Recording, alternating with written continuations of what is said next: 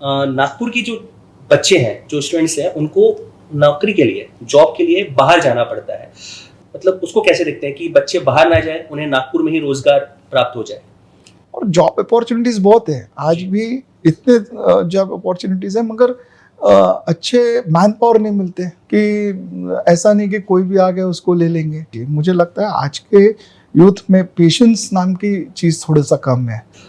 ऐसी क्या गलती आपकी लाइफ में ऐसा आपको लगता है कि नहीं यार ये चीज मैंने गलत कर दी है, ये चीज मुझे सीखना चाहिए? बीजेपी के माध्यम से जब हिंगना की टिकट मिल रही थी तो मुझे ऐसा लग रहा था मैं बहुत गलत काम कर रहा हूँ।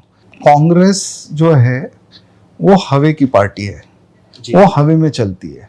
किसी को मस्का लेकर घूमता है, वो मस्का जितना वो लीडर को लगाता है उसके काम होते हैं, उसको टिकट देती है, मगर रियल वर्कर की वहां पे कदर नहीं है।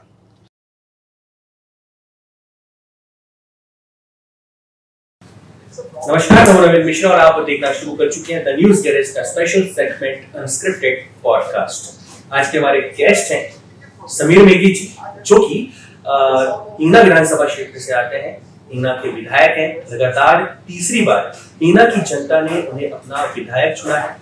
पहले इनका नाता कांग्रेस से रहा है, इनके परिवार का नाता कांग्रेस से रहा है, लेकिन अभी वो भारतीय जनता पार्टी में शामिल है। उनका पूरा परिवार भारतीय जनता पार्टी में शामिल है और भारतीय जनता पार्टी में शामिल रहने के बाद उन्हें हिंगना की जनता ने तीसरी बार मौका दिया है ताकि वो विधायक बने और चुन कर आए और हिंगना की जो जनता है, आम नागरिक है, उनकी सेवा करे, उनके जो सपने हैं उनको साकार करे।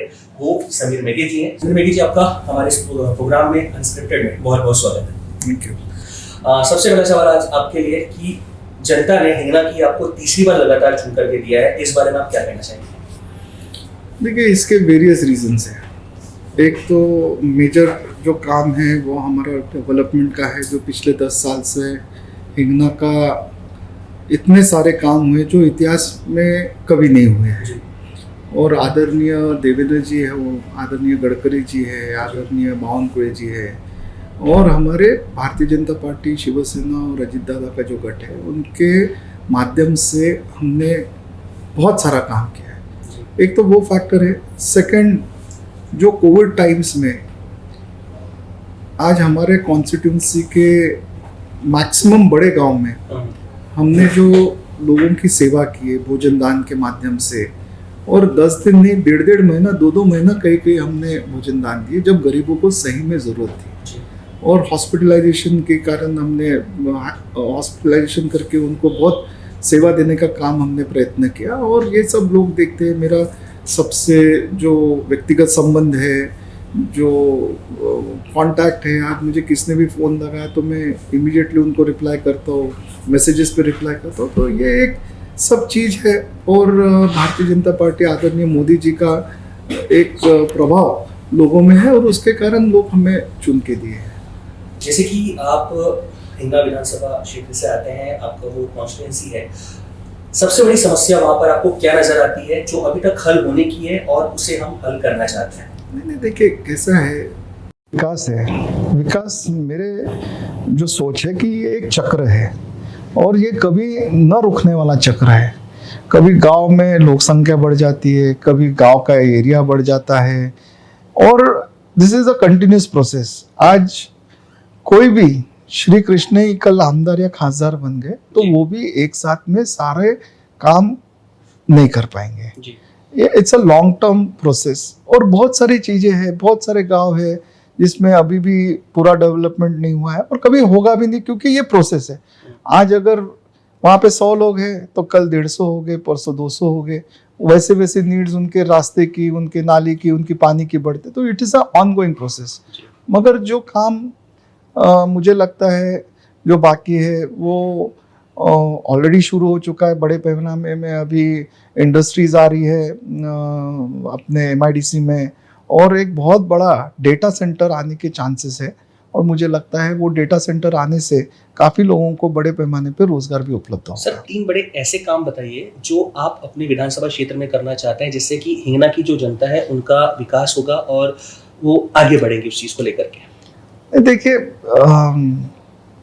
ऐसे स्पेसिफिक 3 काम ऐसे बोल नहीं सकते, मगर अभी ड्रीम भी रहता है हर किसी का, उस ड्रीम के हिसाब से अगर हम देखें तो। अभी भी इंफ्रास्ट्रक्चर के बहुत सारे काम पेंडिंग हैं।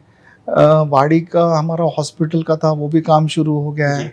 और जल जीवन माध्यम से हमारा गांव-गांव में पानी का काम चल रहा है। तो ये it is an on going process, और वो मुझे लगता है कि आने वाले कुछ समय में वो काम पूरे हो जाएंगे। सर अगर देखा जाए तो महाराष्ट्र में, विदर्भ में, नागपुर में शिक्षा के क्षेत्र में मेघे ग्रुप का, मेघे परिवार का बहुत बड़ा एक हाथ रहा है कि लोगों को एजुकेशन मिले और एजुकेशन के बाद उनका जो भविष्य है, जो फ्यूचर है, वो सिक्योर रहे। उस लिहाजे से देखा जाए तो सर आज की तारीख में नागपुर की जो बच्चे हैं, जो स्टूडेंट्स हैं, उनको नौकरी के लिए, जॉब के लिए बाहर जाना पड़ता है। तो एज अ शिक्षा मैनेजमेंट को देखते हुए हम मतलब उसको कैसे देखते हैं कि बच्चे बाहर ना जाए, उन्हें नागपुर में ही रोजगार प्राप्त हो जाए? नहीं, देखिए आप 10 साल पहले का नागपुर जी और अभी के नागपुर में जमीन और आसमान का फर्क है। जी जब से आदरणीय मोदी जी इस देश के पंतप्रधान बने, जब से आदरणीय गडकरी जी देश के मंत्री बने हुए, जब से देवेंद्र जी आए, तब से नागपुर का आप अगर इतिहास देखेंगे 10 साल के पहले का नागपुर और अभी का नागपुर में जमीन और आसमान का फर्क है। जी आज इंडस्ट्री इसलिए नहीं आ रहे थे क्योंकि यहाँ पे मैन पावर का शॉर्टेज था, जी मगर आज अलग अलग इंस्टीट्यूशन, लॉ यूनिवर्सिटी आई है, आज अच्छा इंफ्रास्ट्रक्चर आया हुआ है, आईआईटी आया हुआ है, आईआईएम आ चुका है। एंड मिहान में भी बड़े पैमाने में 10 साल पहले कुछ भी नहीं था। आज इन्फोसिस है, एचसीएल है, टाल है, ये सब कंपनीज ऑलरेडी आए हुए हैं। और एक बहुत बड़ी डिस्टिलरी अभी आने वाली, तो जॉब अपॉर्चुनिटीज आएंगे, मगर उसको एनकैश करने के लिए मैं भी यूथ से थोड़ा सा उनको भी एक रिक्वेस्ट करना चाहता हूँ कि they have to also upgrade. एक नॉर्मल डिग्री लेके मुझे नहीं लगता कि अभी एम्प्लॉयमेंट है। You have to be good in your, you should have a good command over your language. आपकी बॉडी लैंग्वेज पे आप थोड़ा सा ये करिए, इंग्लिश पे थोड़ा जोर दीजिए, मराठी है ही, और ये सब चीज़ों में जब तक है आप और रिसर्च करिए, जब तक कि ये सब सेल्फ अपग्रेडेशन आपके इसमें नहीं रहेगा। और जॉब अपॉर्चुनिटीज़ बहुत है, आज भी इतने जॉब अपॉर्चुनिटीज़ है, मगर अच्छे मैन पावर नहीं मिलते। सर जैसे जॉब अपॉर्चुनिटी तो है, लेकिन आज भी कई लोग भटकते हैं कि हमें नौकरी नहीं मिल पा रही है, बेरोजगार घूम रहे हैं, उस बारे में क्या कहें? देखिए, मैं जॉब अपॉर्चुनिटीज बहुत है, मगर सबको कहीं ना कहीं मेहनत करने का एक संघर्ष करने की एक मनस्थिति होना चाहिए। मुझे लगता है आज के यूथ में पेशेंस नाम की चीज थोड़ा सा कम है। सर पेशेंस भी क्या है, और अगर वो लिंक भी अगर हम कहें कि वो प्रॉपर लिंक उन्हें नहीं मिल पा रही है जिस लिंक से उन्हें रोजगार मिल सकता है, तो कहना गलत होगा? नहीं, देखिए लिंक, देखो आप जॉब्स अपॉर्चुनिटीज है, क्यों नहीं है। आज मेरे पास भी लोग आते हैं, उनको मैं हेल्प करने की कोशिश करता हूँ, कुछ का काम होता है, मगर एक कंपनीज जो भी है उनके भी कोई एक एक्सपेक्टेशंस है जी। कि ऐसा नहीं कि कोई भी आ गया उसको ले लेंगे, उनके भी एक्सपेक्टेशन है। इसलिए मैं बोल रहा हूँ कि यूथ से भी मैं अपील करना चाहता हूँ कि you have to upgrade yourself, you have to keep upgrading yourself. ऐसा नहीं है कि मेरी डिग्री हो गई तो मैं बहुत एजुकेटेड हो गया हूँ। A person should always be a learner. Then खुद को बड़ा समझने से अच्छा एक आदमी ने एक लर्नर करके अगर अपनी जिंदगी बिताए, सीखता जाएगा उतना आगे बढ़ता जाएगा। यस सर अगला सवाल मेरा ये है कि हर इंसान की लाइफ में एक ऐसी चीज होती है कि आज आप उस पड़ाव में लगभग जैसे आपको अभी तीसरा टर्म चालू है और इसके पहले भी आप राजनीति परिवार से जुड़े हुए हैं, ऐसी कई सारी चीजें होगी जिसे आपने फेस किया होगा। तो ऐसी एक वो क्या चीज है जिसमें आपको लगता है कि यार नहीं, ये चीज मेरी गलती है और ये चीज नहीं, मैंने सही की है? तो पहले हम बात करते हैं गलती के बारे में कि ऐसी क्या गलती आपकी लाइफ में ऐसा आपको लगता है कि नहीं यार ये चीज मैंने गलत कर दी है, ये चीज मुझे सीखना चाहिए, वो गलती क्या है आपकी लाइफ में? देखिए, मैं आपको बताता हूँ, जब 2014 में जब मुझे बीजेपी के माध्यम से जब हिंगना की टिकट मिल रही थी, तो मुझे ऐसा लग रहा था मैं बहुत गलत काम कर रहा हूँ। अच्छा। मुझे तब लग रहा था कि मेरी बहुत बड़ी गलती, क्योंकि मैं वेस्ट नागपुर से टिकट मांग रहा था। ओके। मगर वो गलती को गलती समझना, वो मेरी सबसे बड़ी गलती हुई है। जी। आज मुझे हिंगना के अपॉर्चुनिटी मिली, मैंने वहाँ पे बहुत स्ट्रगल किया, बहुत काम किया, लोगों से संबंध बढ़े, और मुझे लगता है जो मैंने ज़िंदगी में कोई अच्छा डिसीजन लिया होगा तो वो हिंगना कॉन्स्टिट्यूंसी से लड़ने का लिया है। तो जो मुझे सबसे बड़ी गलती लगती थी उसको गलती समझना ही मेरी सबसे बड़ी गलती थी। और वो एक अच्छा काम, यस, वो एक अच्छा काम हम इससे समझ सकते हैं कि आपने जो चुन लिया, कि आपने स्वीकार कर लिया कि नहीं, आपको हिंगना की टिकट मिली है तो आपने उस पर लड़ लिया। यस, ये अच्छा काम समझ सकते हैं। यस। जैसे कि आपने कहा कि हमने शुरू में बात की थी कि हमारा जो परिवार है, मेघे परिवार, पहले कांग्रेस से रिलेटेड था। तो जैसे दत्ता मेघे जी काफ़ी सालों तक कांग्रेस में रहे, आप भी कांग्रेस में रहे काफ़ी सालों तक। आपने यूथ प्रेसिडेंट का इलेक्शन लड़ा था, तो क्या फ़र्क नज़र आता है आपको कांग्रेस में और बीजेपी में? क्या अंतर नज़र आता है? देखिए, कांग्रेस जो है वो हवे की पार्टी है, वो हवे में चलती है। वहाँ के ना लीडरशिप में उनको नीचे स्तर पे जाके समझने का उनमें जुनून नहीं है। और आज भारतीय जनता पार्टी का सबसे जो स्ट्रॉन्ग पॉइंट है कि वो केडर बेस्ड पार्टी है। आज हर बूथ पे, हमारे बूथ के कम से कम 30 से 50 लोग वो बूथ पे लड़ाई है ना, पॉलिटिकल लड़ाई करने के लिए तैयार है। वोटर्स को संपर्क करना, उनके प्रॉब्लम समझना, उनके प्रॉब्लम्स मेरे तक के लाना, उनको मैं हल करना, वो लोगों तक के पहुंचाना, ये सिर्फ भारतीय जनता पार्टी में है। कांग्रेस पार्टी में ये चीज़ नजर वहाँ पे बहुत अलग टाइप की पार्टी है। वहाँ जो जितना किसी को मस्का लेकर घूमता है, वो मस्का जितना वो लीडर को लगाता है उसके काम होते, उसको टिकट देती है, मगर रियल वर्कर की वहाँ पे कदर नहीं है। सर, पिछले टर्म से ये चल रहा है कि समीर मेघी जी को मंत्री पद में जगह दी जाएगी, लेकिन अभी तक मंत्री पद में आपका नाम नहीं आया है। इस बारे में आप क्या कहना चाहेंगे? मुझे कोई अफसोस नहीं है।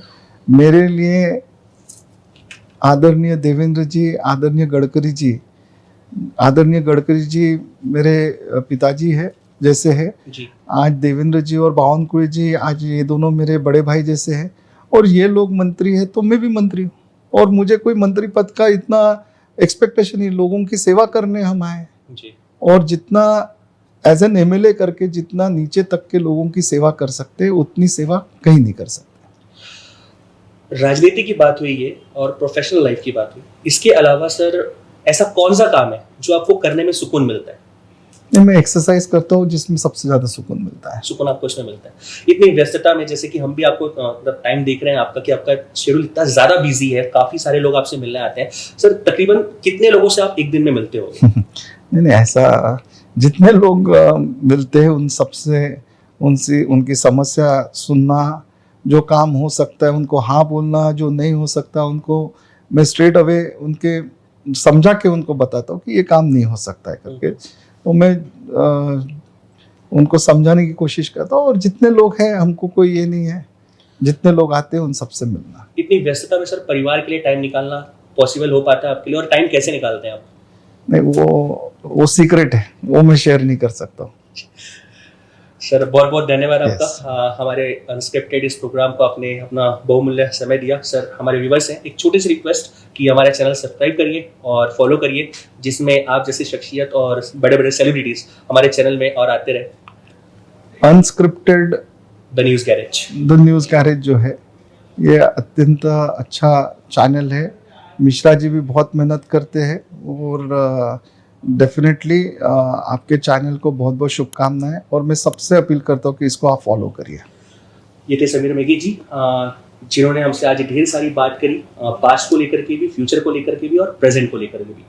उम्मीद करते हैं आपको हमारा ये पॉडकास्ट जरूर पसंद आया होगा। अगली बार मिलेंगे किसी बड़ी और शख्सियत के साथ में, तब तक आप बने रहिए द न्यूज़ गैरेज के साथ।